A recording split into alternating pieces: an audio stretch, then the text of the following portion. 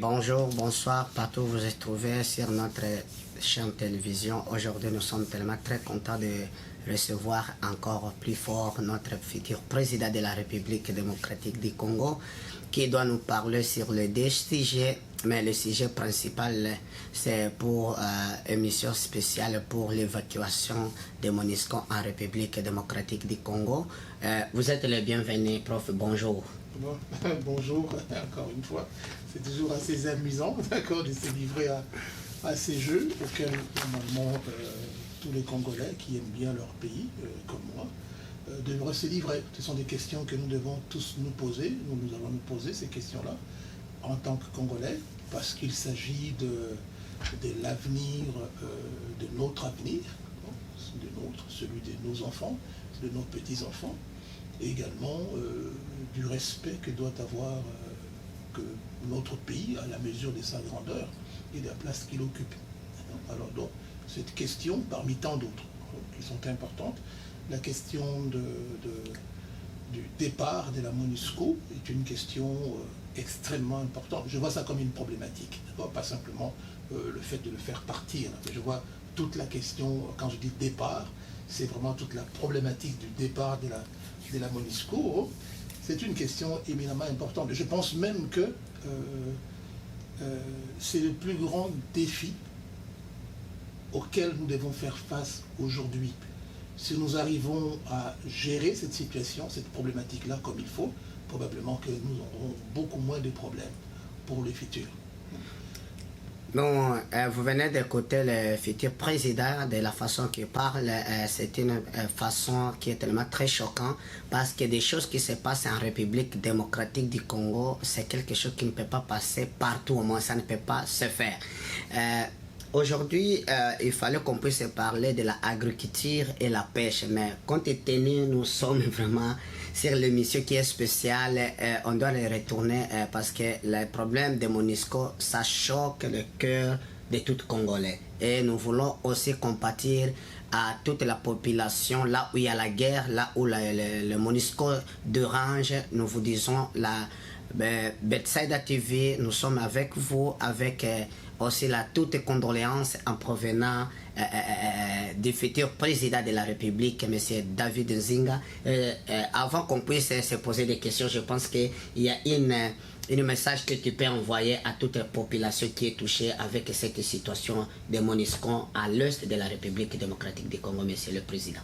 Bon, alors, c'est absolument affligeant, c'est absolument triste en tant que Congolais, de voir comme ça, de manière répétitive, depuis des années, des images. Moi je regarde beaucoup d'images, les images de nos mamans, de nos enfants. Et actuellement on parle des dizaines et des dizaines de milliers d'enfants qui ont perdu leurs parents, de ces pauvres femmes qui ne comprennent même pas quel est l'enjeu là-dedans, qui ne savent même pas qu'est-ce qui se passe, pourquoi ils doivent constamment se déplacer avec des ballots. Des ballons, à tout le temps. À tout le temps, d'accord, leur sécurité est menacée. Comme ça. Et à plus de cela, c'est pas seulement une question de déplacement, mais ce qu'on voit aussi, c'est que les agressions d'une sauvagerie incroyable, qui sont connues, documentées. Le docteur Mukwege en fait cas le plus souvent. Au su et au vu de tout le monde, au su et au vu d'une organisation de Nations Unies, d'une force des Nations Unies, de plus de 22 000 personnes sur place, qui dépensent chaque année plus d'1,5 milliard de dollars, c'est-à-dire que depuis 22 ans, c'est à peu près un peu plus de 25 milliards de dollars qui sont dépensés, et qu'on nous dise en plus que cela, que ces choses-là se passent très souvent à proximité même, des camps de ces gens-là. C'est vraiment, ça choque, ça révolte, c'est affligeant, et nous ne devons pas, surtout le courage qu'a fait preuve, qu'a montré les gens récemment, les populations congolaises, surtout nos mamans qui font face à cette situation-là depuis des années, nous interpellent. Nous ne pouvons pas rester là assis et puis discourir, faire des grands débats. Et j'ai dit ceci que voilà, ces populations meurtri, endeuillé du Kivu, de l'Ituri. Nous sommes entièrement avec vous. Vous avez toutes nos sympathies et que, en aucun cas, peu importe, nous ne vous lâcherons pas.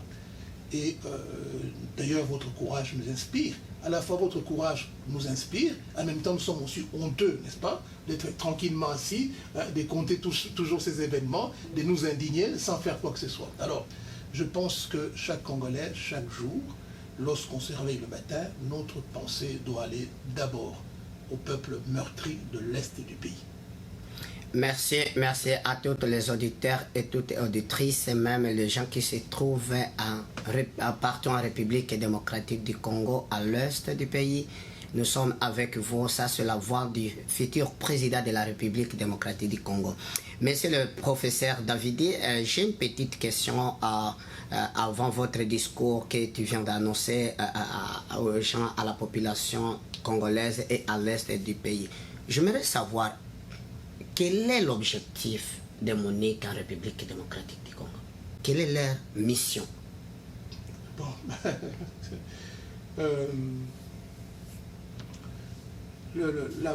c'était d'abord... Avant, c'était MONUC. Non, ce n'est même pas la première fois. Ce que les gens oublient là. Hein. Ce n'est pas la première fois. Déjà, après l'indépendance, il y a eu, nous avons été l'un des pays qui a reçu une force des Nations Unies lorsqu'il y avait eu des rébellions fomentées par qui on sait, hein, des rébellions fomentées un peu partout. Il y a déjà eu une force des Nations Unies, et d'ailleurs je rappelle à tout le monde que il y a eu un secrétaire général des Nations Unies qui est mort dans le sud-est du Congo, là, Daga Marshall, à cause de ça. Alors leur mission, c'était normalement de pouvoir s'interposer entre les belligérants, d'amener à l'époque, d'amener la paix, et puis de permettre à ce que le gouvernement jeune élu, là, celui de Lumumba, puisse gérer le pays. À peu près c'est ça, créer les conditions pour que le gouvernement puisse gérer. Mais or, c'est qu'on sait, hein, historiquement, Lumumba a été massacré, a été tué à la barbe, reçu et la barbe de Nations Unies. Et les Nations Unies étaient sur place. Oui, étaient présents. Le président Mosé, Kabila, a été également tué. Et les Nations Unies sont là. Et le même Nations Unies était au Rwanda lorsque les Vierman, qu'il y a eu le fameux le génocide rwandais, ils étaient également là. Hein. Alors donc, pour revenir à ce qui concerne leur mission, je pense que la MONUC... avant c'était MONUC et ça a été changé, ça a été changé à MONUSCO. À MONUSCO, je n'ai pas totalement les dates avec précision, mais je pense que autour de 1999 ou 2000, la résolution a été votée au Conseil de sécurité. Je n'ai pas le numéro de si je vois dans mes archives, je peux le retrouver. Je n'ai pas le numéro de changement de cette résolution. La mission était claire et nette. Le fameux chapitre 7 qui consiste à utiliser la force militaire pour pouvoir imposer la paix fait partie du mandat des Nations Unies. Donc, ils sont là. Non seulement ils étaient là, la MONUC, pour pouvoir encadrer les forces armées congolaises qui étaient en construction, n'est-ce pas? Mais ils avaient le mandat de protéger les civils, mais ils avaient aussi dans leur mandat le mandat d'utiliser la force pour pouvoir assurer la protection de civils, avec ou sans l'accord des autorités congolaises. Après, plus tard, je pense dans les années 2010. 2010, le 1er juillet. Oui, ça. Et ça a été transformé. La MONUSCO. La MONUC est devenue là. La MONUSCO. La MONUSCO, d'accord. Et ce même mandat a été reconduit. Encore une fois. Donc, la première mission, c'était de protéger les civils, de soutenir le gouvernement congolais dans les processus électoraux, entre autres, de soutenir l'encadrement, la formation, tout ce que vous voulez, de fournir une logistique aux forces armées congolaises, mais aussi de pouvoir prendre des initiatives, des forces, s'il le faut, lorsque la population est menacée. Mais comme tu viens d'épingler, c'est pour sécuriser le civil, aussi soutenir le gouvernement congolais à l'élection. Mais partout là où se trouvent les Moniques, c'est là où il y a des groupes armés qui tuent les gens. Mais si tu pourrais être président, et si aujourd'hui tu étais en tête à la présidente de la République démocratique, quelle était ta décision compte tenu de la situation de Monique? Parce qu'il vient de sécuriser, et aujourd'hui, le Monique qui vient de sécuriser, partout là où il se trouve, c'est là où il y a des groupes armés. Je dois confesser que j'avais plus pensé à la question, moi je suis plutôt quelqu'un d'action, d'accord? J'avais pensé tout de suite là, mais je ne me suis pas documenté suffisamment sur toute la question historique, d'accord? Mais quand on fait les bilans, d'accord, que ce soit l'appui logistique aux forces armées congolaises, que ce soit prenons d'abord le premier point, la sécurisation des civils, ça a été un échec. C'est un échec pour le MONUSCO. Oui, le MONUSCO, ça a été un échec au Congo. L'appui logistique à l'armée congolaise, c'est un échec également, parce que là également, c'était quand même de manière assez évidente. Hein. Nous avons une partie du pays qui est occupée par des forces étrangères, par des forces hostiles, y compris à la MONUSCO, qui a même, cette force-là a même descendu un hélicoptère de la MONUSCO avec des gens de la MONUSCO. La MONUSCO est incapable de pouvoir soutenir l'armée congolaise, ou alors par ses propres initiatives, de pouvoir déloger ces forces-là. Donc, si on prend juste ces éléments-là, quand on prend le nombre, alors ceux qui ont fait la comptabilité prétendent que finalement, au départ, il y avait 2 groupes armés, 2 ou 3. Aujourd'hui, on a... Ça devient un nombre énormément... Oui, on en a dénombré 130 et quelque chose. Alors, c'est une centaine. Mais alors, comment peut-on prétendre que finalement qu'on a réussi en passant de 2 à 130 alors que vous étiez là pour combattre ça? Nous ne posons pas la question de la culpabilité, parce qu'on peut très bien avoir échoué sans être coupable. C'est-à-dire qu'on l'a fait. Nous ne posons pas encore la question de la culpabilité. Ça, c'est autre chose. Mais pour moi, je dis simplement qu'en termes de succès, ça n'a pas été un grand succès, surtout au regard des financements qu'ils ont eus, des moyens qu'ils ont eus, du nombre des gens qui ont été impliqués. Ça n'a pas été un grand succès. Quand on prend aussi la question de l'appui aux élections, non plus là, puisque toutes les élections congolaises ont été toujours contestées. Il n'y en a aucune qui est passée comme lettre à la poste. Tout a été contesté. Bon, alors, quel est leur succès? C'est-à-dire, ça n'aide pas ni aux civils, ni au l'État congolais. Ça, c'est moi, hein, ça n'engage que moi, d'accord? Ce sont des choses qu'on se voit à l'année prochaine. Si je fais un diagnostic sommaire, au niveau de, je mets dans la colonne des succès, colonne d'échecs, attention, je n'aborde pas encore la question de culpabilité. Sont-ils coupables? L'ont-ils fait exprès compagnie? Ça, c'est une autre. Il faut dissocier les choses, d'accord? Mais si je mets simplement, hein, je suis enseignant, j'ai des étudiants qui échouent, il y en a qui réussissent. Bon, alors, si je mets ça, une colonne, plus c'est des succès, moins c'est des gains, n'est-ce pas? Non. La protection du civil, non. C'est un échec. Mère, la population congolaise meurt là où se trouve la monnaie. Et là, beaucoup ont démontré, des textes écrits par des étrangers, ont démontré qu'on a massacré des gens à côté de la MONUSCO. Et bon, deuxièmement, l'appui aux élections. Non, toutes les élections congolaises ont été la foire. Hein, il n'y en a aucun. L'appui logistique aux forces armées congolaises, là non plus. La MONUSCO passe son temps à pouvoir accuser l'armée congolaise d'être truffée de ceci, l'armée congolaise de vendre des armes aux ceci, et puis au même moment... C'est eux qui font c'est eux qui sont des mafias. On accuse aussi la MONUSCO de faire la même chose. Il y a même le président d'un pays, il y a 2 présidents des pays limitrophes. Un a traité la MONUSCO de touriste militaire. Je ne citerai pas le nom de ce président-là, mais allez vérifier là. Il y a un qui a traité les gens de la MONUSCO de touristes militaires. Moi, je peux donner les noms des mafias. Moi, je ne le donnerai pas. Moi, je les donne les mafias. Deuxième, d'accord, un autre président accuse la MONUSCO de pouvoir coaliser avec les forces armées congolaises et une milice, d'accord, déclarée comme étant une milice génocidaire, des pouvoirs coalisés pour attaquer son pays. Alors donc, même sur ce plan-là, non. D'autres accusent que finalement la MONUSCO a prêté main pour les déplacements de certaines forces, etc. etc. Donc, non, je ne vois pas, moi, personnellement, où est-ce que je mettrais un plus pour la MONUSCO. Bah, bien sûr qu'ils vont dire, ben non, on a construit une route, on a construit un pont, on a refait l'école. Mais non, ils n'étaient pas là pour ça. Est-ce qu'ils étaient allés dans l'émission de construire des écoles ou des hôpitaux, au contraire, ou bien ils étaient allés sécuriser la population? Cette démarche-là, de pouvoir se substituer à l'État congolais, dans les activités qui ne demandent aucun risque, contribue à discréditer l'État congolais. Tu comprends? Ce n'était pas à eux d'aller construire les écoles, ce n'était pas à eux d'aller refaire les routes. Ce n'était pas à eux d'aller retaper les ponts, non. Leur mission était là, c'était de se battre, protéger le civil.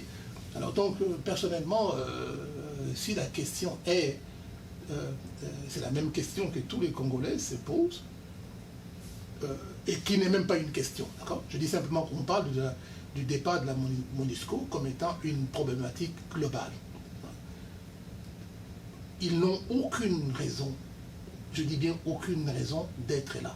Donc la question du départ de la MONUSCO, pour moi, ne se pose même pas. Pourquoi? Parce que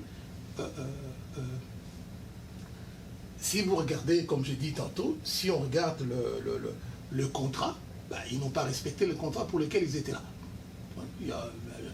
Ceux qui font le latin savent, hein, on dit en latin pacta sunt servanda, c'est-à-dire que si vous signez une entente avec quelqu'un, vous devez le respecter. Mais en même temps, ceux qui font le latin savent aussi qu'il y a une clause qui dit, il y a un principe qui dit finalement que voilà,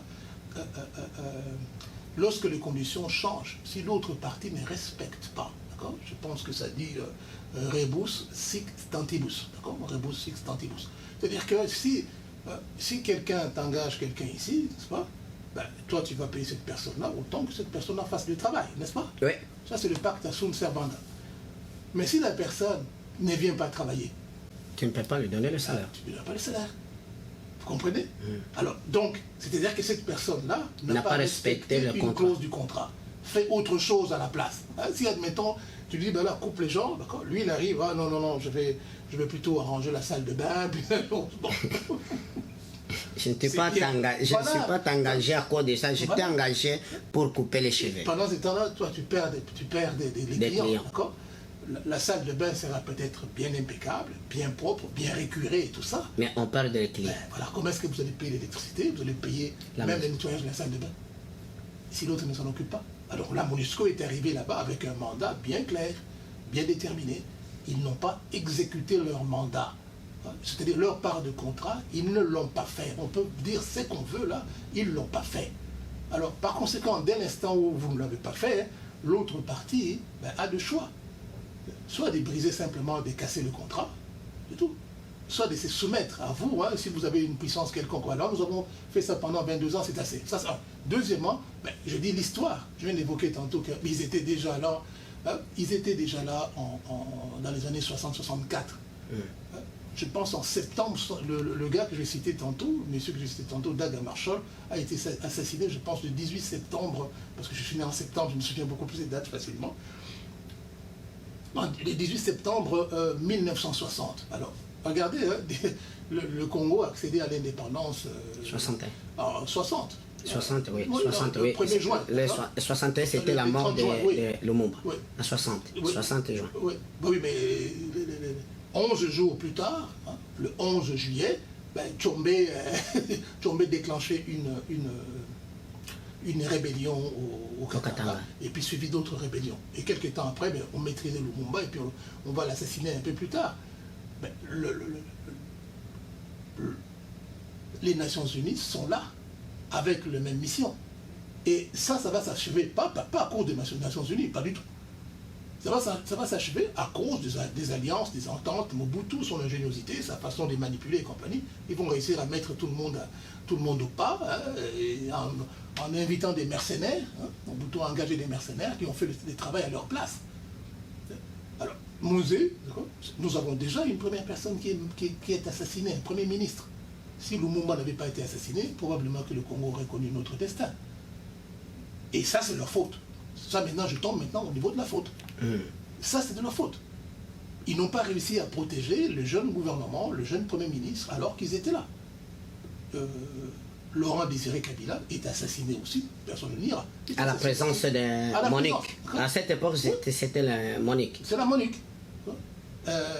Vous prenez ce qui va tout déclencher, d'accord, jusqu'aujourd'hui, les génocides rwandais qui va déborder au Congo et compagnie. Mais qui est là? Qui est au Rwanda à l'époque? C'est la minoire, d'accord? C'est ce qu'on appelle la minoire. Et là, donc, on voit l'histoire et les faits ne jouent pas du tout, ne vont pas à leur faveur, je crois pas. Bon, là aujourd'hui également, mais ce n'est pas les populations du Kasaï, du Bas-Congo, de l'Équateur qui disent qu'ils doivent partir. Ce sont les populations pour lesquelles ils sont arrivés, pour protéger ces populations-là, disent que non, allez-vous-en. Ce sont les populations de l'Est du pays. Et ils étaient allés pour leur protection, mais en protégeant les gens, ça change et commence à les tuer encore. Oui. Alors, je prends un autre argument. Les autorités congolaises elles-mêmes, je connais aucune autorité congolaise qui dit aujourd'hui que cette MONUSCO, à part quelques intellectuels, ceux qui se disent intellectuels, qui sont à l'étranger là, je ne connais aucune autorité congolaise qui dise que finalement ils doivent rester là. Vous prenez également, j'ai déjà cité les pays limitrophes, les deux présidents des pays limitrophes. On dit ce qu'ils ont dit. Un a dit voilà, c'est un tourisme militaire. L'autre les accuse de pouvoir coaliser. Moi, je parle, ce sont des mafias qui viennent de prendre les matières des sous-sols de la République démocratique. Et ils violent aussi, président, ils violent même nos serres. Ah non, j'en arrive à ça.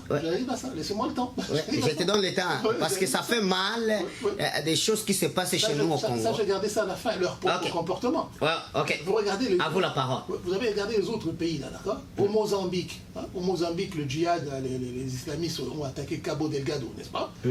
Là où sont allés, on a envoyé les soldats rwandais. Mais au départ, l'ONU avait proposé de pouvoir faire la médiation entre les deux. Les Mozambicains ont dit non. Ils ont refusé. Au Rwanda, on les a chassés. Ils n'ont pas de problème. En Angola, c'est la même chose. Hein. Et au Burundi aussi, c'était l'ONIB aussi, mais les Burundais ont chassé aussi l'ONIB. On les a chassés. En Angola, c'est la même chose. On les a mis à la porte. Même chez nous, là. Ils ont voulu aller, je pense à un moment donné, il faut que je vérifie, ils ont voulu aller au Bandundu. Les populations ont dit non. Si ces gens-là viennent chez vous, ils viennent avec des tas de problèmes. Là, on tombe maintenant à la question de... Vous avez eu Monsieur Baïti, que je ne connais pas. Je ne connais pas Baïti, je ne l'ai jamais rapproché et compagnie. Mais je pense que ce que ce monsieur-là a dit ne fait que traduire simplement le ras-le-bol de tous les Congolais. Peu importe la façon dont il a formulé. Essayer de dire que finalement il a mis de l'huile sur le feu. Ben oui, mais quand on dit que mettre de l'huile sur le feu, c'est que le feu brûlait déjà. Et il n'y a pas de fumée sans feu. Oui. Donc je pense que ça serait un peu de la petite politique d'essayer de vouloir lui régler son compte en s'appuyant là-dessus. Attention, ce n'est ni un appui, ni une invitation à quoi que ce soit. Non, attaquer quelqu'un, c'est toujours une mauvaise chose. Mais c'est que ce monsieur-là a dit, ça n'a fait que traduire le ras-le-bol depuis 22 ans, peu ce qu'on a vu là. Il n'y a pas de résultat, non, il n'y a pas de succès, il n'y a pas de sécurité. Ouais. On tombe maintenant dans leur propre comportement. Oui, mais on les a déjà attrapés en train de vendre des tenues militaires congolais à des groupes. On en a attrapé combien avec essayant de sortir du matériel? On en a attrapé combien? Combien d'enfants sont nés dans ces coins-là? Nous allons nous occuper de ça. Ils ont fait des enfants, ils sont partis. Combien d'enfants? Vous êtes venus sécuriser des gens. Oui. Vous les enfoncez encore davantage dans les difficultés. Bon, je vais monter un peu plus loin. Ouais. Les déclarations, quand on parle de leurs propres déclarations, peu importe le motif pour lequel ils ont fait ces déclarations-là, est-il que la population les a entendues? Ah ben non, nous sommes en face d'une force. Pendant très longtemps, ils ont dit, ah non, c'est difficile de les combattre parce que c'est une force, comment ils disaient ça, c'est une guerre asymétrique. Hein. Tout le monde a trouvé ce mot-là, qui est un concept franchement assez creux. C'est guerre asymétrique. Hein. C'est difficile de combattre ces gens-là. Là maintenant, vous avez un front clair et net. Boulangana, d'accord, et tous les restes là. Ils sont là. Hein. C'est pas des gens qui sont dans la forêt. Et oui. Non, non, ils sont là. Ils ont des armes sophistiquées, là, tout le matériel. Ils trouvent une autre excuse. Ah, non, non, ils ont du matériel sophistiqué qui s'apparente aux armes d'une armée conventionnelle. Alors, menez-leur une guerre conventionnelle. Donc on voit. Hein, et ça, c'est le numéro 1. Le numéro 1 sur place, Mme Bintou Keïta, je pense, qui fait une la déclaration. représentante des Nations Unies. Et puis après, on leur pose la question, oui, mais vous devez vous retirer. Oui, nous allons nous retirer. Avez-vous un plan? Quel est le calendrier? Ils n'en ont pas. Deux déclarations. Eux, ils trompent le Congolais en disant qu'ils ont un plan de retrait. Ben oui, mais leur propre, à moins que ce soit un infox, pardon, mais la Croix, qui est le numéro 2 des Nations Unies, a dit clairement qu'il n'y a pas des plans de retrait. Il n'y en a pas. Alors, la question pour moi, et pour tous les Congolais, je pense, la question du retrait, du départ des Nations Unies, de la MONUSCO, ne se pose même pas. C'est une évidence. Ils doivent partir.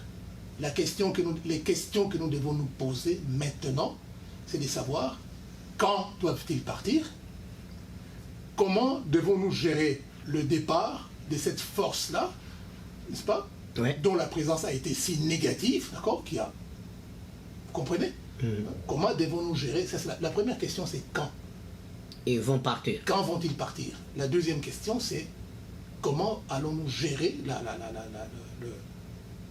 l'après-MONUSCO, d'accord, qui a contribué à l'échec, qui a été là pendant, donc là, qui a installé tout un écosystème qui est associé à ça. Comment allons-nous combler ce vide-là de manière efficace, n'est-ce pas? Et ensuite, troisième, étant donné que c'est une situation qui se répète, hein, je dis 60, 64 et compagnie, comment faire en sorte que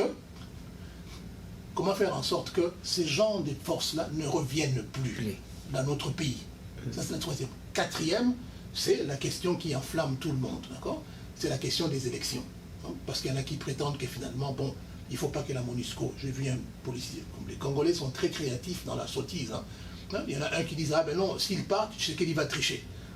S'ils partent, Kabila va revenir.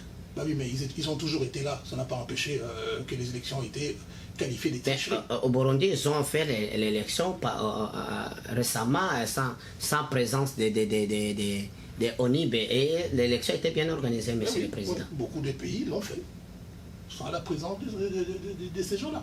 Mais c'est ça, ce sont les quatre. Je pense que ce sont les quatre questions que nous devons, auxquelles nous devons répondre et poser la décision. Répondre de manière posée. Quand? Mais moi je pense qu'on ne peut pas leur donner plus qu'un mois. Là je réponds maintenant. D'accord? C'est-à-dire qu'on ne peut pas leur donner plus qu'un mois. Une force de cette nature-là, qui a eu des conséquences aussi dommageables, leur donner encore plus qu'un mois, c'est faire en sorte que, si c'est vrai ce qu'on dit, c'est ce qu'on veut, c'est qu'on dit à travers leur comportement. Mais c'est leur donner encore l'opportunité de créer encore des conditions pour que ce soit pire pour nous après. Donc, l'idéal, c'est qu'ils partent. Et d'ailleurs, même, j'ai vu récemment, c'est qu'ils ont commencé à évacuer leur logistique vers l'Ouganda, alors qu'ils continuent. Est-ce qu'ils se reposent là-bas ou ils s'en vont sans retour, monsieur le Président? Dans la série des comportements, j'ai oublié un élément, puisque nous parlons de ça. Ben, récemment, on a vu comment est-ce qu'ils sont allés faire du tourisme, je ne sais pas à quel endroit, ils sont revenus, ils voulaient traverser la frontière, qui est quand même une frontière congolaise, et que les douaniers congolais ont le droit de pouvoir interdire à qui que ce soit de rentrer dans leur pays, même qui tu es. Mais qu'est-ce qu'ils ont fait? Ils ont forcé les barrages en tuant des Congolais. Vous êtes au courant de ça? Oui. Ils ont forcé les barrages en tuant des Congolais. Bon. Ça, c'est choquant. C'est choquant. Et des choses qui se passent, quand tu regardes, monsieur le Président, est-ce que les choses qui se passent chez nous est-ce que ça peut passer dans d'autres pays? Maintenant, j'aimerais, avant que je puisse poser cette question, j'aimerais que tu puisses finir à ce point-là que tu viens de dire. Le MONUSCO, quand l'immigration refuse qu'ils ne puissent pas aller au Congo, ils ont utilisé même la force des Congolais. Ils ont tué les Congolais. Et qui vient de faire la sécurité. Ça, c'est une déclaration de guerre. Pour moi, c'est suffisant. Pour qu'ils partent immédiatement. Leur matériel suivra après. Même au pire, moi, en ce qui me concerne, l'État congolais doit confisquer ce matériel-là. Je vais expliquer pourquoi. Ouais. Il faut que juridiquement, l'État congolais puisse, des Congolais et compagnie, demandent la saisine du matériel des Nations Unies. Pourquoi? Comme étant garantie, lorsqu'on va mesurer tous les dommages qu'ils ont faits, comment est-ce que nous allons être compensés? Tous ces dommages-là qu'ils ont causés, là, si la justice congolaise établit que finalement, non, en fin de compte, tout ce que M. Zing a dit, ou les Congolais pensent n'est pas vrai, on va relâcher ces matériels-là. Mais sinon, il faut trouver une façon de pouvoir saisir. Saisir, oui. Ils peuvent partir par la Tanzanie, par le Burundi, par tout ça, le personnel. Mais le matériel, non, ça doit être une excuse. Donc pour moi, 1 mois, c'est suffisant qu'ils partent.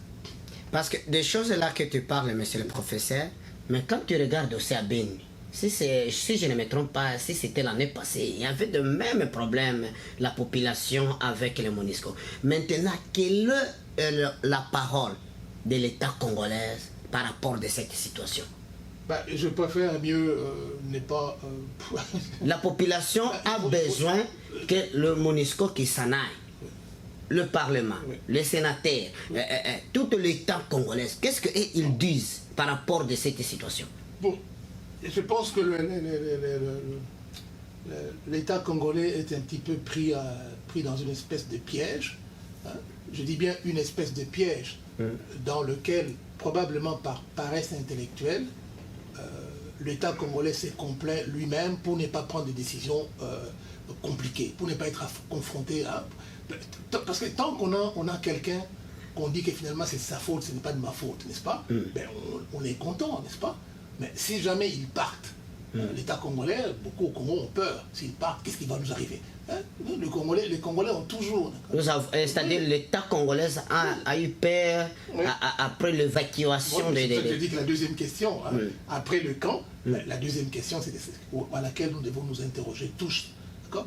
Puisque de toutes les façons, que ce soit maintenant, que ce soit plus tard, ils doivent partir. D'abord. Mais moi, ce qui me concerne, moi, c'est 1 mois. C'est-à-dire tout le personnel de MONUSCO, tout ce qui est associé à MONUSCO, de près ou de loin, qui n'est pas congolais, doit partir. 1 mois. C'est suffisant. Et leur matériel, là, doit être cantonné quelque part. Alors, nous allons maintenant nous poser la question, comment gérer l'après-MONUSCO? Alors, votre question, à savoir, qu'est-ce que Si c'était toi, qu'après le départ, laisse-moi changer un peu le style de phrase, après le départ de MONUSCO, qu'est-ce que tu pourrais faire? Non, après le départ de MONUSCO, n'est-ce pas? D'une part, l'armée, je n'encourage, c'est-à-dire qu'ils ont laissé des camps, des endroits, des bâtiments et tout ça, n'est-ce pas?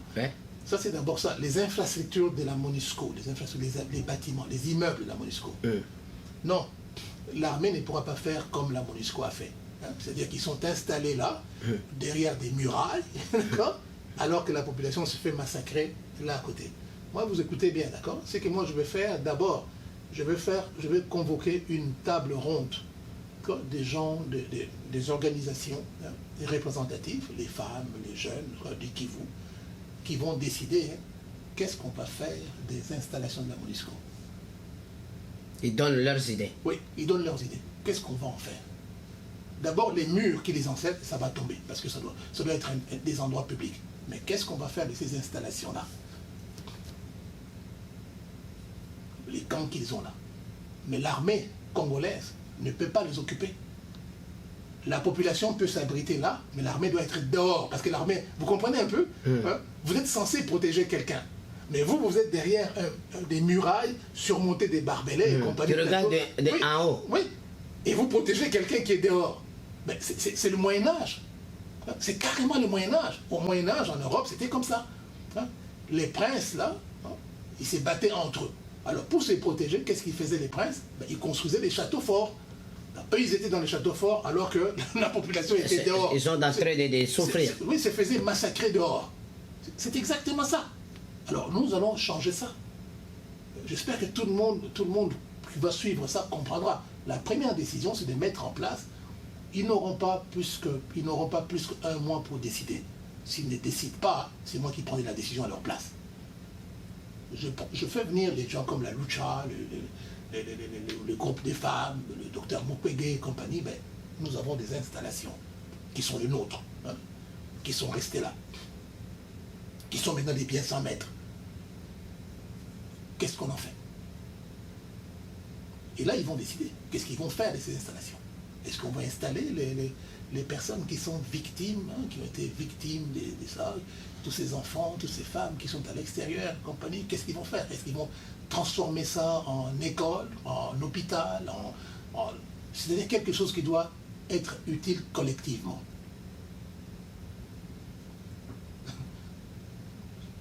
Ça, c'est important. Ça, c'est important. Ça, c'est la première chose. Deuxième, n'est-ce pas? Deuxième, c'est une décision qui concerne l'armée. Avant même de parler de l'armée, deuxième, c'est de voir maintenant, la deuxième décision, c'est qu'il y a des gens qui ont monté de bonne foi ou de mauvaise foi, qui ont monté des affaires autour de la présence, des Nations Unies. Des gens qui ont des hôtels, des gens qui ont des maisons à louer, des gens qui fournissaient des fournisseurs des différents services, qui vivaient grâce à la MONUSCO. D'accord? Alors, maintenant, ces personnes-là, il faudra que l'État propose un programme de transition. Un programme de transition pendant 6 mois, où maintenant l'armée congolaise, quand on dit donner des moyens à l'armée congolaise, on va donner les moyens à l'armée congolaise pour que l'armée congolaise remplace, peut-être pas au même niveau, comme un MONUSCO. Comme on remplace la MONUSCO, avec ses infrastructures, avec ses équipements et compagnie. Mais pas les anciens équipements, parce que les anciens équipements, comme j'ai dit... Ça peut être corrompu. Oui, non, il faut se préparer à tout ça. Oui, à la conséquence. Oui, la MONUSCO était là, ce n'était pas non plus propre. Ce n'était pas propre, il y avait de la corruption aussi, d'accord? Ils ont même amené beaucoup plus de corruption que n'aurait fait l'armée congolaise, parce qu'ils avaient des moyens, des devises fortes. C'est pour ça que je dis que finalement, il faut faire comment est-ce que je vais dire? Il faut mettre en place, il faut qu'un tribunal congolais se saisisse de cette chose-là, de déterminer quels sont les impacts, quelles sont les conséquences de la présence de la MONUSCO chez nous. Et s'il y a eu des conséquences négatives qui ont été nuisibles, nous allons demander des réparations. Et ces réparations-là, ne vont pas aller dans la poche de l'État, mais ils vont aller pour pouvoir compenser le départ de la MONUSCO, les gens qui ont souffert de la situation. De la situation de la MONUSCO. Et quant à l'armée, la troisième liste, est-ce que ça va pour ça? Oui, ça va. Bon, la troisième question, c'est l'armée. La question, c'est l'armée.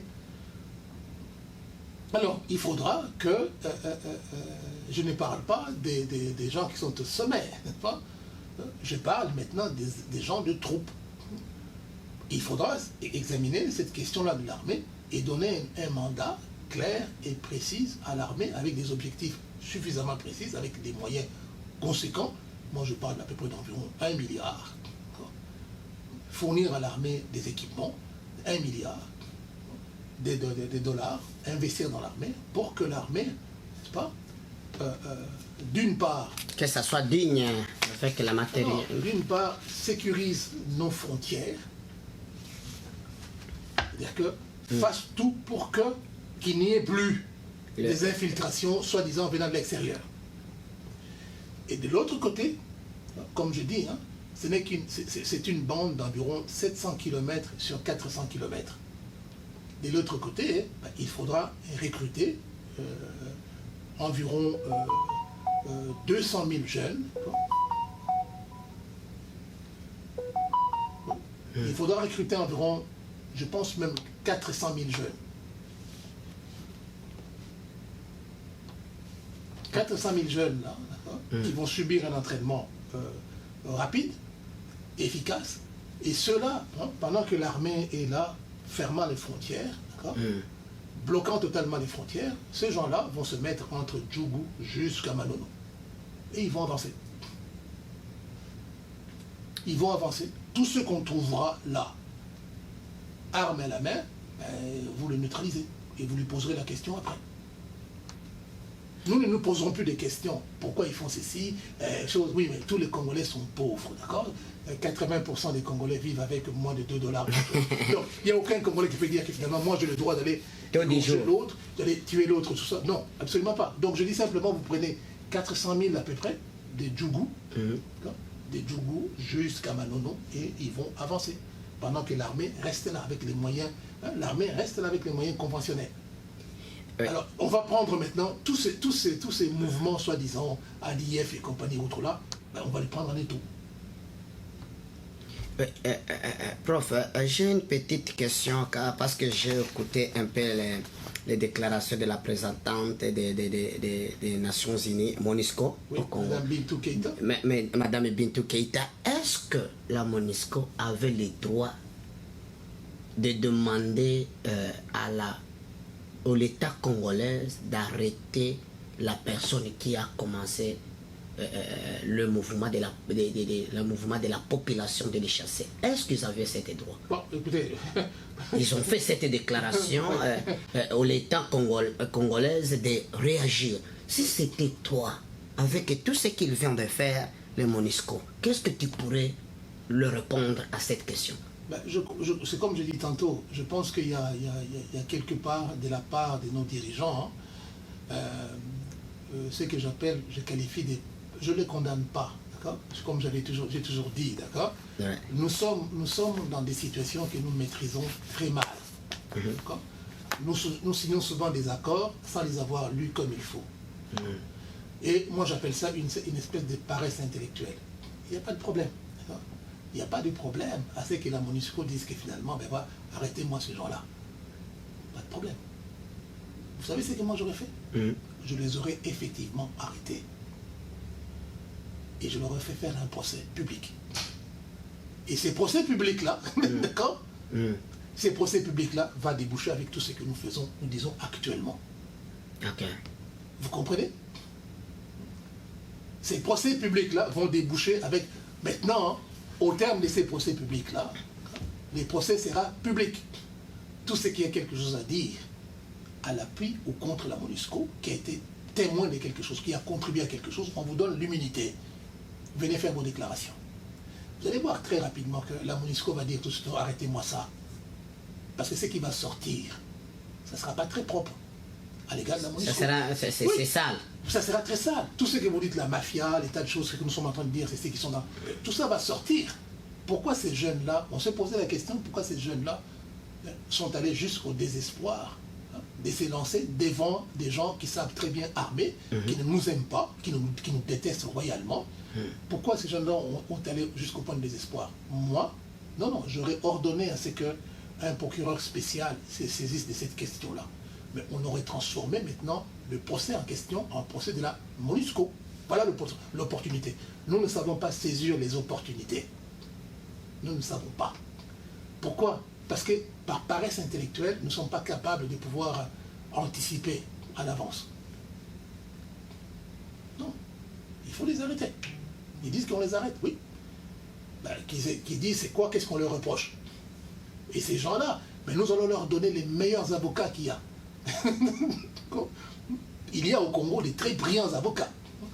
Qui sait comment travailler, qui savent comment travailler, d'accord? On va leur donner les meilleurs avocats. Les meilleurs, quand je dis meilleurs avocats, des avocats patriotes, nationalistes, qui vont le défendre avec les moyens. Qui n'ont pas de saleté. De toutes les façons, ce sont des jeunes qui n'ont pas les moyens. Donc, quand tu n'as pas de moyens ici, c'est l'État qui te commet un avocat. Et là, je dis ceci, que finalement, le procès va se transformer en procès contre la MONUSCO. Tous les mamans qui se sont fait violer là, tous les enfants, d'accord, qui sont les enfants de la Ils ont des groupes de mafias. On disait Monique. Hein? Vous avez dit Monique. Monique, non, oui. On dirait Monique. Hein? Comme le nom d'une femme, la Monique. Ouais, c'est l'article 1925. 1925. Ça, c'est la résolution de Monique. De la Monique. Ouais. C'était en 2010, c'est sûr, du Conseil de sécurité daté le 28 mai en 2010. Oui.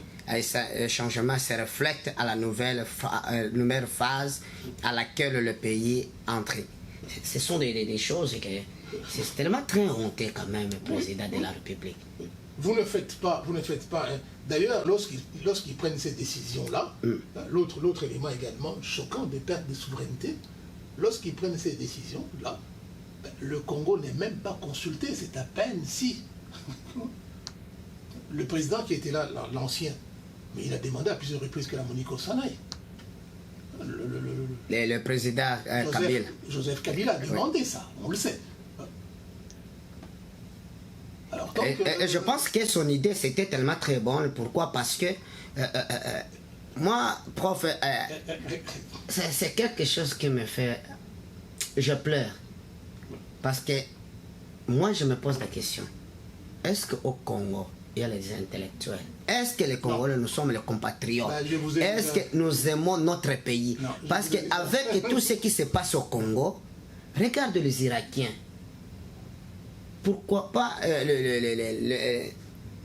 avec tout ce qui se passe dans le monde, pourquoi pas nous les Congolais, on ne peut pas s'élever et laisser l'accès à la population de faire son travail, monsieur le professeur. Ça fait... parce que moi, je viens de l'Est. Oui. Et je connais la situation que nous passons. Alors. Il y a des gens qui manquent même à manger, prof. Oui. Ce sont des choses que tu peux les voir quand tu vois les gens fuir, mais il faut vivre cette situation. Moi, je viens de l'Est. Et quand tu regardes depuis 1996, 97, ce sont la partie de l'Est qui souffre. Monsieur le Président, quelle est vraiment ton stratégie pour cette situation? Parce que ça fait mal. Et j'aimerais que tous les Congolais qui puissent se lever. Moi, mon souci est que l'État qu'il donne l'accès à la population, parce que c'est la population qui a choisi ce gouvernement. Si c'est la population qui a choisi le gouvernement en place pour le moment, qu'il laisse la population qui fait son travail. La population peut se défendre contre cette situation-là, monsieur le Président. Mais bien sûr, oui, mais ce n'est même pas nécessaire. Vous avez je pense dans la Constitution du Congo, la Constitution du Congo autorise ça. Mais on les arrête, mais... L'article 63, mais oui, mais justement... On les arrête, monsieur le Président. Oui, mais là, laissez-moi terminer. L'article 63 et 64, donc je pense, si ma mémoire est bonne, d'accord? Je commençais à peine à le lire, hein, cette Constitution. Mais je pense que si vous allez voir l'article 63 et 64, demande à la population de se prendre en charge lorsqu'il y a de menaces de l'ampleur que nous avons là actuellement. C'est la constitution congolaise. Et cette constitution-là a été écrite, promulguée avec l'aide des Nations Unies. Nous n'oublions pas quand même, hein, il y a eu un référendum avec leur aide. Alors donc, la population, très bien, a totalement le droit de pouvoir se prendre en charge. Et comme je dis tantôt, il y a eu un bris de contrat de la part de l'ONU. Le gouvernement congolais n'a pas à continuer à respecter un contrat dont l'autre partie ne respecte pas le contrat en question. Non. Il faut faire la part des choses. Ce n'est pas d'aller dire qu'attaquer la MONUSCO. Non, je n'ai pas dit ça. Ce n'est pas ce qu'on dit là. Mais la population a le droit devant. Et c'est pour cela que lorsque les gens disent que finalement, il faut arrêter un tel, parce qu'il a fait telle déclaration, on va l'arrêter. D'accord, on va l'arrêter. Mais il faudra d'abord que la MONUSCO dépose une plainte. Et notre tribunal, les tribunaux, va s'en occuper. Et comme je dis tantôt, nous de notre côté, puisqu'on dit que finalement, cette personne va dire non, j'ai agi en patriote. Mais si nous sommes des patriotes, mais nous allons nous ranger derrière cette personne-là.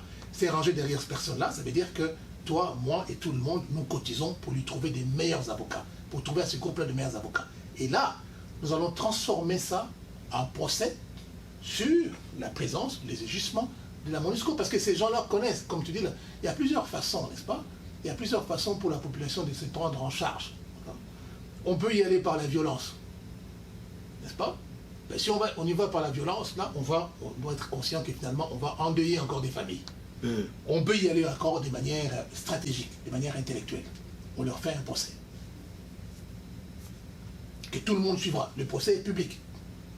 Toute personne qui a de près, on a dit que si vous avez quelqu'un qui a commis quelque chose avec les gens des Nations Unies, n'est-ce pas?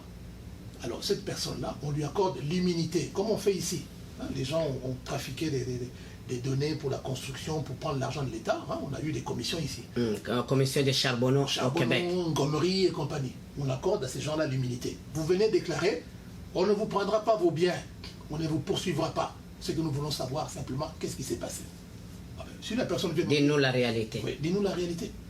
Si la personne vient dire que finalement, non, tel jour à telle date, là, ben, tel personnel de Nations Unies et compagnie m'a confié telle mission, je l'ai amené à tel endroit, Ben, si nous avons ces faits-là, nous arrivons aux mêmes choses, au même résultat que envoyer les gens devant les tanks, hein, pour pouvoir... Hein, c'est une force internationale qui a le droit de se protéger aussi, ici, c'est sans plus ou moins attaquer. Il ne faut pas leur donner un prétexte. Mais nous pouvons agir de la sorte. Légalement, selon nos lois. La Constitution, ces gens-là vont utiliser la Constitution. L'article 63 me donne l'autorisation de pouvoir mes choses. Je vais agir en fonction de cet article-là. Bon, alors, ça sera maintenant aux autres parties d'éprouver que finalement, vous n'avez pas le droit d'utiliser cet article-là. C'est à eux. C'est à eux. Et nous, de notre côté, nous allons mettre les moyens pour que ces personnes-là puissent avoir la meilleure défense possible. Et en face, ce sont des juges, comme on fait ici. Moi, je vous ai déjà dit, hein, ici, là, j'ai été accusé à tort et à tort. Hein, j'ai démontré que la personne a menti et compagnie. Mais c'était leur juge qui était de l'autre côté. Hein, quand je dis mentir, là, je ne dis pas mentir dans le sens que j'ai démontré que c'était un mensonge, et en plus, j'avais un enregistrement. Hein? Je n'ai pas gagné cette cause-là, pas du tout. C'était leur juge qui est en face. Mais nous allons mettre aussi le nôtre. Vous jouez dans un monde, d'accord? Vous jouez dans un monde. Ce monde-là n'aime pas. Ce monde-là aime ce qui est au Congo, mais n'aime pas les Congolais. Oui. Alors, ils vous l'ont démontré à plusieurs reprises. Il faut que ça évacue ces gens. Voilà. Alors donc, nous avons la question, ceux qui discutent du départ de la MONUSCO aujourd'hui, ils sont en dehors de l'histoire. Ceux qui commencent à dire, doivent-ils partir? Non, non, non, ceux-là, ils sont totalement du mauvais côté de l'histoire. Ces gens-là doivent partir. Pour des raisons que j'ai évoquées, oui. Oui, que j'aimerais bien que quelqu'un les contredise.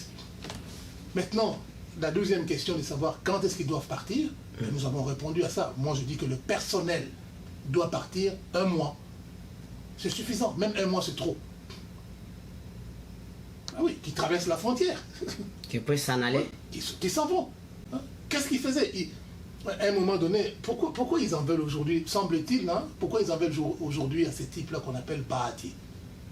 Il semblerait que c'est lui qui avait découvert que ces gens-là avaient des véhicules, et ces véhicules-là étaient immatriculés, étaient assurés dans un pays étranger. Alors qu'on sait que tous les véhicules qui circulent au Congo doivent être assurés à la SONAS au Congo. Il semble que c'est lui qui avait découvert ça. Alors, et au moment où on se parle aujourd'hui, il semble qu'ils ont évacué une bonne partie de la logistique vers l'Ouganda.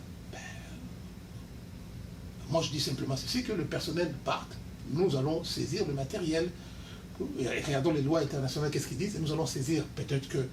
Mais nous allons saisir parce qu'ils ont commis, on soupçonne qu'ils ont commis. Eux, ils demandent à ce qu'on arrête les gens qui ont... les fondateurs, l'initiateur des mouvements.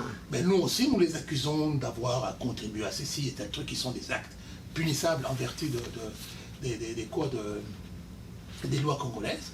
Alors nous avons le droit, les pouvoirs, examiner dans quelle mesure saisir leur matériel, c'est tout. L'autre question, comme je dis, la question la plus importante que nous devons nous poser, comment gérer l'après-MONUSCO? Parce que là, je vous ai parlé des installations de la MONUSCO, je vous ai parlé de ce qu'ils font, hein, ce qui traditionnellement ont toujours fait affaire, hein, comment compenser, comment faire la transition, ceux qui ont toujours travaillé avec la MONUSCO, hein, comment le faire, l'armée, comment faire avec l'armée, et troisièmement, il nous faut un plan Marshall national pour toute la partie de le sud Kivu, le nord Kivu, l'Ituri, toute la partie là, il nous faut un plan Marshall. Hein, parce que, autrefois, le Kivu, cette partie-là, c'était la partie qui nourrissait toute la République. Il y avait des pommes de terre qui sortaient là-bas, même à Kinshasa, partout en République démocratique du Congo, manger la nourriture. J'en ai mangé. Alors, donc, ce qu'il faut, l'autre élément, c'est on va penser à un plan Marshall. Actuellement, l'État a quelques moyens, pas beaucoup, mais l'État, avec le fait que nos matières premières, les cuivres, se vendent très bien, hein, l'État reçoit beaucoup de rentrées. Alors, ce que nous allons faire, c'est d'avoir un plan Marshall. Et maintenant, pour l'ensemble je sais qu'il y a des problèmes dans les autres provinces aussi, d'accord, mais la plus meurtrie, c'est la province les provinces de l'Est. Alors, on va avoir un plan Marshall qui va constituer d'ailleurs, ça sera un bon défi à relever pour la jeunesse congolaise. Les gens peuvent partir, les jeunes peuvent partir de toutes les parties du pays, aller travailler avec les jeunes de Kivu pour reconstruire les écoles, reconstruire les hôpitaux, déminer là où on a mis les mines.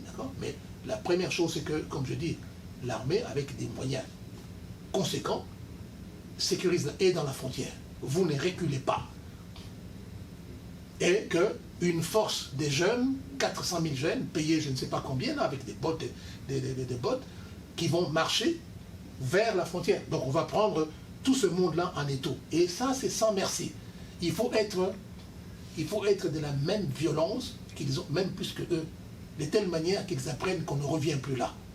Et qu'ils puissent mettre dans leur tête que ces gens, ils nous implient. Non. Et ils sont capables de prendre toute la responsabilité de leur pays en main. Oui. Et on va donner à tout le monde qui va dénoncer, d'accord? C'est-à-dire que les noms des personnes, les personnes qui sont à la tête de ces gens-là, d'accord? On va faire comme on fait aux États-Unis. Mort ou vif. Vous amenez une information, on donne celui-là, pour telle personne, là c'est 5 000 $, 10 000 $. Si vous le capturez, vous l'amenez, mort ou vif, là vous avez l'argent. Point. La fin, comme on dit, à un moment donné, d'accord, il faut que la fin justifie les moyens. Assez, c'est assez. Il n'y a pas un peuple aussi patient que nous. Les Congolais, non. Nous sommes trop chrétiens. Oui. On nous tire. À force d'être trop chrétiens, nous sommes devenus des crétins. Parce que nous et les gens profitent de notre christianisme là. Mais bien sûr.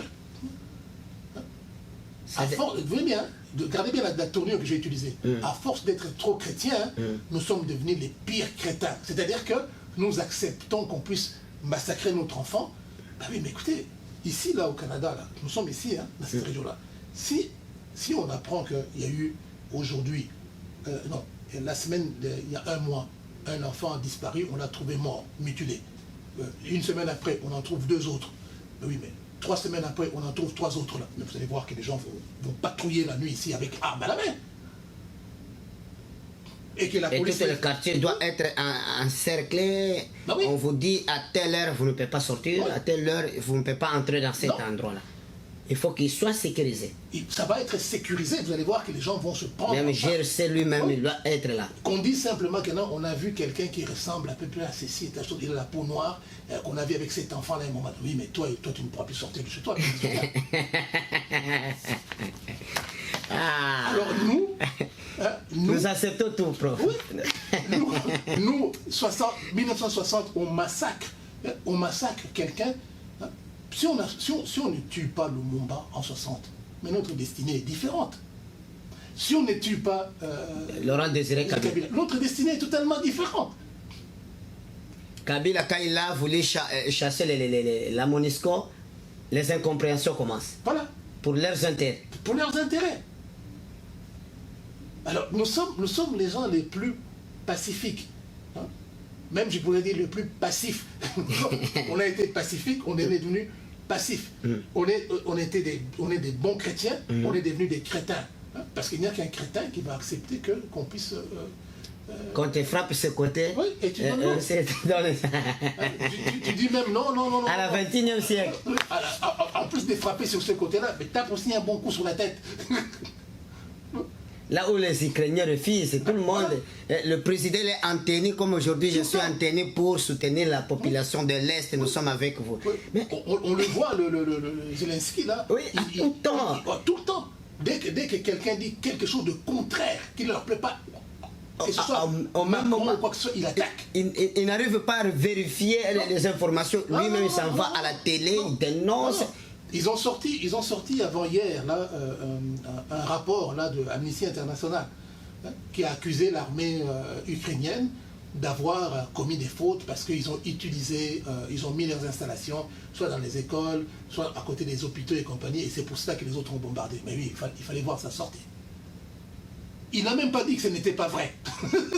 Il a dit que voilà, vous mettez sur le même pied. Voilà ce qu'il a dit comme réponse. Il n'a pas dit que non, ce n'est pas vrai qu'on a fait ça. Il n'a pas dit ça. Pas du tout. Il a dit ceci, que vous mettez sur le même pied l'agresseur et la victime. La victime. Voilà. C'est à vous de développer. Voilà. Il dit, votre comportement est immoral, est injuste. Vous mettez sur le même pied. Moi, je dois me débattre. Et je dois défendre mon pays. Avec n'importe quel moyen. Avec le peu de moyens que j'ai, je suis capable de confronter avec le C'est ce que je viens de dire tantôt. Ceux qui vont dire, ah ben non, mais non, non. C'est ce que je viens de dire tantôt. La fin, quelquefois, la fin justifie les moyens. Nous ne sommes pas, nous avons contre nous tout le monde. Ça commence d'abord par les pays qui nous entourent. Vous allez plus loin. Tout le monde trouve des intérêts. Regarde, cette histoire de la MONUSCO, là, d'accord? Mais qui est à la tête de la MONUSCO aujourd'hui? Ils sont venus de partout. Partout, oui. Il y a les Canadiens, les Américains, les Américains, les Ukrainiens. Même aussi des pays africains. Celui qui s'occupe des opérations, là, c'est un Sénégalais. Hein? Madame Bitou Keïta vient d'où ça? De la Guinée. De la Guinée. Oui. Guinée. Oui. Oui. Alors, c'est une affaire, c'est une business. Et c'est une business. Groupe de mafias. Ben oui, dans lequel tout le monde tire son avantage, excepté les Congolais. Et ce qui est grave là-dessus, c'est que c'est une business qui prolifère avec la souffrance des Congolais. Avec le sang des innocents. Oui. Qui Plus coule les Congolais, regarde bien, plus si tu pars la situation des Congolais de l'Est aujourd'hui, si vous le prenez à l'époque de Mobutu, vous comparez à aujourd'hui, ben, la situation s'est dégradée. Si vous prenez à l'époque de Mounzé, par rapport à aujourd'hui, elle s'est dégradée. Et si vous prenez à l'époque de Kabila, Joseph, Chinarambo. Oui, Chinarambo, là, ben, elle s'est dégradée. Si jamais tu sais qu'il va partir et on continue comme ça, hein, celui qui va venir après, s'il continue de la même manière, là, ça va encore se dégrader. Alors là... Si ça sera M. Nzinga. Oh non, avec moi, je pense qu'ils vont refaire la même chose qu'ils ont fait avec Mounzé. J'ai deux petites questions avant qu'on puisse finir, Monsieur le Président. Oui. Est-ce que partout où les Nations Unies s'en vont pour sécuriser la population, selon leur définition, c'est pour... Ils n'ont jamais réussi rien. Ce sont là pour sécuriser un pays, d'amener la paix. Est-ce qu'ils ont déjà réussi d'amener la paix au monde? Nulle part.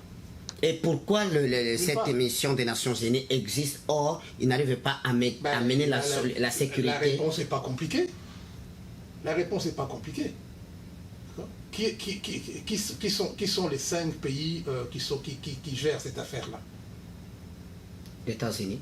Il y a les États-Unis, la France, l'Angleterre, la Russie et puis la Chine, n'est-ce pas? Alors, regardez le comportement de ces 5 pays dans le monde. Ce sont des puissances qui veulent l'expansion, qui ont besoin de conquérir des nouveaux espaces. Ils sont en conflit permanent entre eux. Donc, l'ONU, là, d'accord, l'ONU, là, ça n'a été qu'une façon de recoloniser le monde entre eux.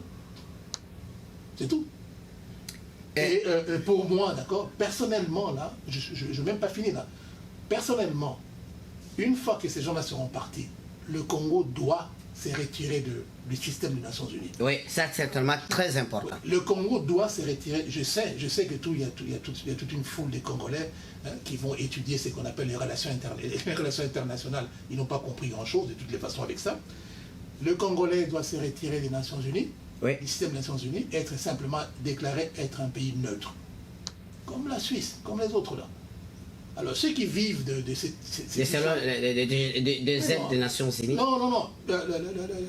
L'histoire du Haut Commissariat des réfugiés. Non. Les ACR. Le Congo doit se déclarer comme étant un pays, pas des réfugiés. Tous les réfugiés étrangers, tous les réfugiés qui pas étrangers, tous les réfugiés qui sont chez nous, on va leur donner, on va s'entendre avec le HCR là, pour qu'ils rentrent chez eux, qu'ils choisissent. Soit qu'ils rentrent chez eux, soit qu'on leur trouve un autre pays. Le Congo ne doit plus être un pays d'accueil de quelque manière que ce soit. Ça, c'est le deuxième élément. Parce que c'est ce qui nous a menés dans tout ce que nous sommes d'entrée de passer. L'autre élément, la nationalité congolaise. On ne peut plus, de manière générale, on ne peut plus accorder la nationalité congolaise à qui que ce soit. Ce n'est pas parce que tu as fait un enfant, moi aussi, d'accord, mes enfants, leur mère est canadienne et compagnie. Ce n'est pas parce que tu as fait des enfants avec des Congolais que toi tu as droit à la nationalité. Non, tes enfants peuvent demander la nationalité congolaise quand ils auront 18 ans. Maintenant, les pays limitrophes, aucun citoyen d'un des 9 pays limitrophes ne peut posséder la nationalité congolaise. Jamais. Le Congo n'est pas un pays d'immigration, pas du tout. Nous sommes 100 millions. Nous n'avons pas besoin d'autres personnes qui viennent chez nous, non. Absolument pas. Les Canada, oui, les Canada, 30 millions d'habitants, est vide. C'est tellement très vaste qu'il est vide, un pays vide. Et que le Canada actuellement a besoin de la main-d'œuvre et compagnie, mais pas le Congo. Donc on ne peut pas accepter que les gens des pays limitrophes puissent obtenir. Bon, vous pouvez venir au Congo. Si vous venez au Congo, on va vous accorder ce qu'on appelle la résidence permanente. On ne va pas vous priver de l'accès aux soins de santé, à l'éducation et compagnie. Non, pas du tout là. C'est pas là le problème. Mais la nationalité congolaise, là, il est grand temps qu'on arrête cette blague-là stupide. Vous n'obtenez pas la nationalité congolaise. Non. Non. Ça sera terminé, toutes ces petites histoires-là, ces petites magouilles-là, et compagnie. Non, c'est fini.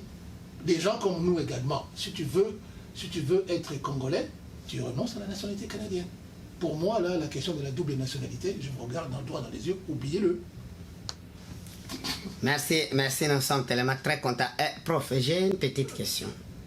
En dehors de MONUSCO, est-ce que pour que l'armée congolaise qui puisse être totalement très forte, est-ce qu'il y a moyen à tous les étudiants qui doivent finir sixième des humanités pour commencer par exemple la première année à l'université? Est-ce que tu ne penses pas que ça sera mieux la première année, tous les étudiants avant d'entrer à l'université de faire formation militaire forcée comme ils faisaient à l'université du Burundi ou à la gouvernement du Burundi? Qu'est-ce que toi tu penses? Mais justement, nous n'avons pas le choix que de passer par ça. Nous avons 9 frontières. D'accord? Et ces 9 frontières-là, tous ces pays-là qui nous entourent, d'accord, ne pensent que à ce que ça aille mal le Congo. D'ailleurs, on le voit, hein, souvent ce sont même les soi-disant spécialistes des relations internationales congolais qui le disent. Tous ces pays-là ont besoin d'une zone d'influence.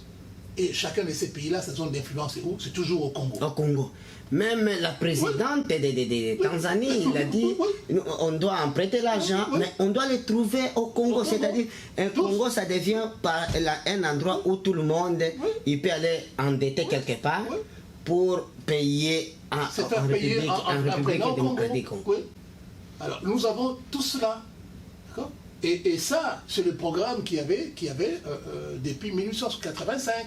On a voulu ça. Maintenant, nous devons apprendre à exister en tant que pays en décourageant ces gens-là de venir chez nous. Alors, c'est pour cela que pour moi, hein, d'accord, non, ce n'est même pas seulement au niveau, vous avez dit, au niveau de l'école. Non, moi, je dis ceci, d'accord. Je dis, toute personne, dès qu'il atteint l'âge de 18 ans, hein, parce que j'avais expliqué la dernière fois, au niveau scolaire, d'accord, vous terminez, vous faites 2 ans d'études professionnelles, n'est-ce pas? Toute personne qui atteint l'âge de 18 ans, il va passer une année de formation militaire. Des formations militaires. C'est très important. Oui, une formation militaire. Forcée. Oui, forcée. Et quand on dit... À tout le temps de la République. Oui, dans tout l'ensemble de la République. Et lorsqu'on dit, et il nous faut, d'accord, il nous faut de manière permanente, je dis bien permanente, une armée de 1 million de personnes.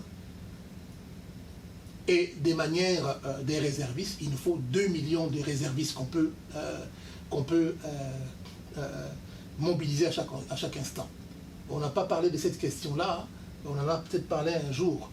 Mais si moi, je suis à la tête du pays, n'est-ce pas, la doctrine, ça sera la sécurité totale. D'accord? La sécurité totale.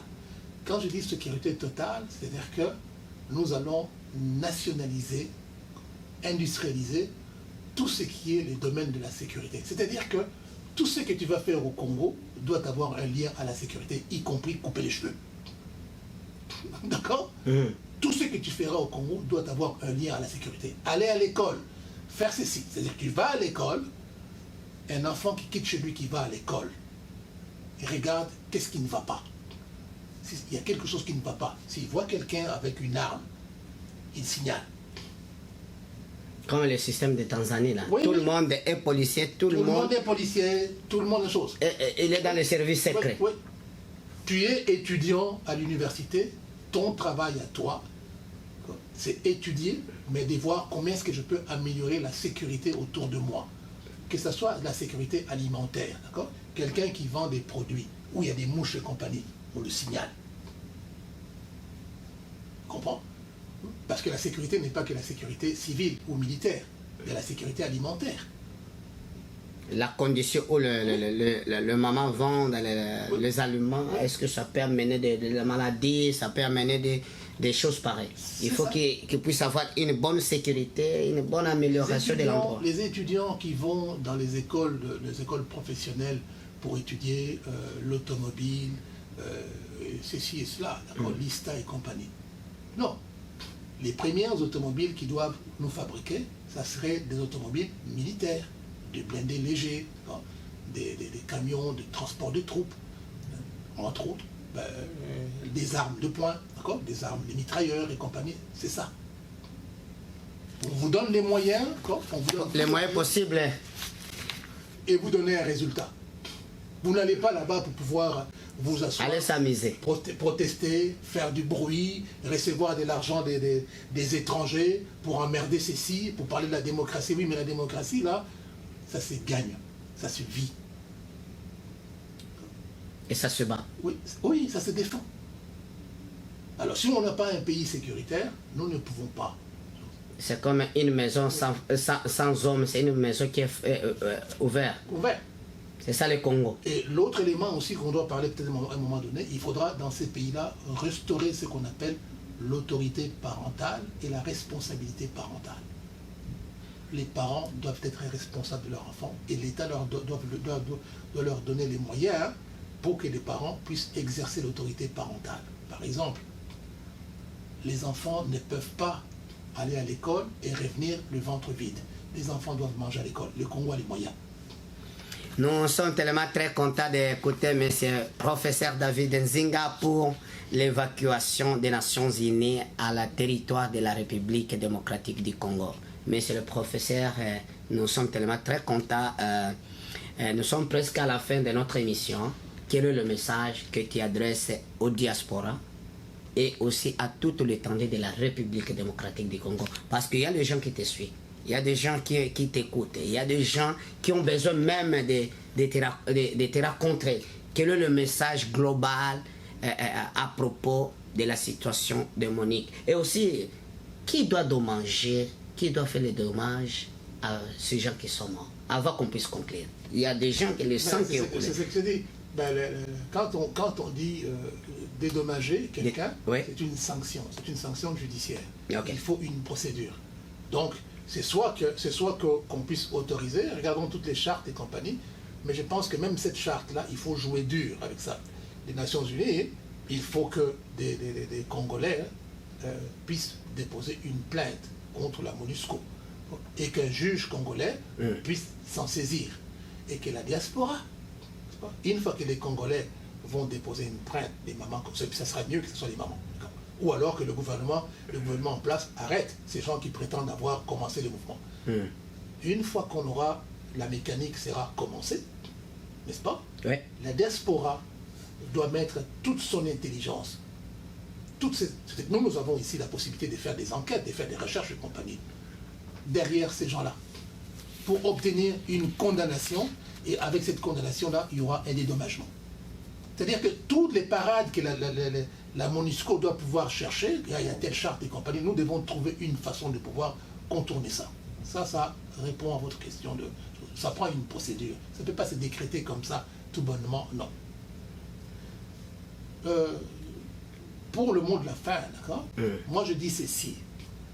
Nous avons essayé d'avoir tout le monde, d'être un pays le plus ouvert aux compagnies. Ça n'a pas marché. C'est un échec et ça ne marchera pas. Et ce que je vous dis ceci, c'est que le Congo, n'est-ce pas, il y a des gens, d'accord, j'ai tout le respect que j'ai avec ces personnes-là, et j'ai horreur des gens qui se présentent comme étant spécialistes en relations internationales, spécialistes en droit international, ça ne vaut strictement rien. Qui vous disent que finalement, ben non, le monde est devenu interdépendant. Il n'y a aucun pays qui peut vivre tout seul. Le Congo, je vous regarde droit dans les yeux, le Congo peut vivre tout seul. Surtout aujourd'hui. Nous avons toutes les ressources qu'il nous faut. Et en plus, nous avons, vous, la diaspora. Nous avons toutes les intelligences de la diaspora. Si nous décidons aujourd'hui de construire des ponts, mais il y a beaucoup parmi nous les ingénieurs. Les ingénieurs, il y en a partout. Tout le monde est seul domaine ici dans le monde où il n'y a pas d'ingénieurs congolais. Nous avons des médecins, des économistes, tous ces gens-là. Donc, nous avons toutes les ressources. Ce qui se passe de plus choquant chez nous, c'est qu'on prend les ressources que nous avons, on dépouille les Congolais, ces ressources-là vont en Asie, où on fabrique des voitures, on fabrique des engins et compagnie. Et quand ça retourne, voilà, on l'achète tellement très cher. Voilà, on les transfère en Europe. L'Europe nous les transfère, les négociants européens nous les transfèrent chez nous, d'accord, qui nous coûtent un prix fou. Or, ils ont pris gratuitement, ils ont tué nos frères, le sang des innocents. Voilà. Et nous nous retrouvons toujours de plus en plus pauvres. Nous sommes 100 millions de Congolais. Faisons de ces 100 millions de Congolais un véritable pouvoir économique, c'est-à-dire un vrai marché. Alors si vous avez 100 millions de Congolais et que vous vendez un produit, hein, vous dites là-bas, ben, je vais coiffer. Ben, si vous avez des coiffeurs qui doivent coiffer 100 millions de Congolais, admettons que c'est 5 $ la coiffe. 100 millions multiplié par 5 $ multiplié par ça, ça fait un marché de 500 millions rien que pour la coiffure. Mais il ne faudra pas simplement coiffer, mais il faudra que tout ce qui précède, les ciseaux, les rasoirs et compagnie, soit produit chez nous et nous en avons la compétence, nous avons la capacité. Merci, nous sommes tellement très contents à tous les auditeurs et auditrices de recevoir le futur président de la République démocratique du Congo, monsieur professeur David Nzinga, et nous saluons à tous nos auditeurs, les gens qui se trouvent à Isiro et à Kinshasa, et aussi à l'est de la République démocratique du Congo, surtout là où se trouve la guerre entre MONUSCO et la population congolaise. Et nous sommes avec vous, nous vous soutenons et vous venez d'écouter la voix du futur président de la République. Et nous saluons à tous nos clients de Betsaïda Saloon, et nous saluons le salon Eden à Omar Kiza et à toute notre partenaire Bainino Amissi et à ma femme Maman La Promesse, Maman Fidèle, Maman Eunice. Nous sommes tellement très contents, monsieur le président, de te recevoir et de nous épingler encore la situation démonique. Merci beaucoup et on se voit à tantôt. Merci. Bye bye.